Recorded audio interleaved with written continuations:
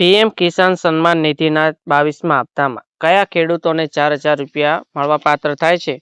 જે પણ ખેડૂતોને 21મો હપ્તો ઈ-કેવાયસી અથવા તો કોઈ ટેકનિકલ કારણને લીધે તેમને મળ્યો નહોતો, તેવા ખેડૂતોને 21મો હપ્તો અને 22મા હપ્તાના એમ કુલ 4,000 રૂપિયા તેઓને આ હપ્તામાં આપવામાં આવશે.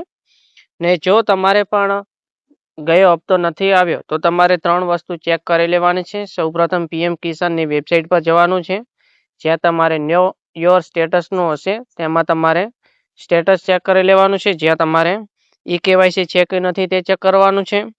આધાર કાર્ડ સાથે બેંક ખાતું ડીબીટી છે કે નથી તે તમારે ચેક કરી લેવાનું છે. ને જમીનમાં લેન્ડ સીડિંગ છે કે નથી તે ચેક કરી લેવાનું છે. આ ત્રણેય વસ્તુ જેમને કમ્પ્લીટ હશે તેઓને જ 22મો હપ્તો મળવાપાત્ર થશે. નવા હપ્તાનું ફોર્મ કેવી રીતે ભરવાનું થશે તેની લિંક આ વિડીયોના ડિસ્ક્રિપ્શન બોક્સમાં આપેલ છે.